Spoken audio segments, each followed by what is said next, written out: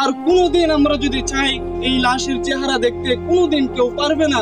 এজন্য আপনাদেরকে বলে যাই, আমাদের দাদা ছিল, আজকে আমাদের দাদা দুনিয়াতে নাই। আমাদের নানা ছিল, আজকে দুনিয়াতে আমার নানা নাই।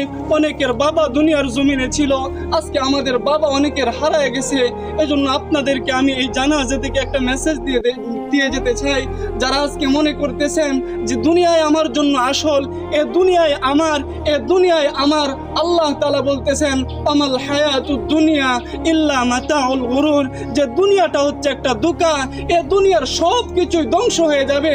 আমাল হায়াতুদ দুনিয়া ইল্লা মাতাউল গুরুর, যে দুনিয়াটা ধোঁকা। আজকে তোমার স্ত্রী, সন্তান, আত্মীয় স্বজন এরা সবাই ধোঁকা। এজন্য মুহতারাম হাজরিন, দুনিয়ার মুখ থেকে আজকে আমরা আমাদের চেহারা, আমাদের দিল, আমাদের কলব আজকে আমরা আল্লাহর দিকে ফিরাইয়া দেই। যে জিন্দেগিতে যত গুনাহ করছি, আজকে এই জানাজা থেকে আমরা প্রতিজ্ঞা করতে চাই আর গুনাহ করব না।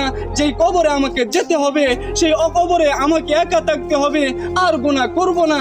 এই প্রতিজ্ঞা করে যদি আমরা এই জানাজা থেকে যেতে পারি, ইনশাআল্লাহ এই জানাজা আমাদের জন্য সফলতা বয়ে আনবে। সুবহানাল্লাহ। এজন্য কথা আর লম্বা করার কোনো প্রয়োজন নেই। অনেকেই আত্মীয় স্বজন আছে, তারা কথা বলবেন। এই জানাজাই হচ্ছে আমাদের জন্য সবচাইতে বড় সবক, কথা ঠিক না? আল্লাহ তাআলা আমাদেরকে যে কথাগুলো বলছি সকলকে বোঝার তৌফিক দান করুক। সকল বলে আমিন। আসসালামু আলাইকুম।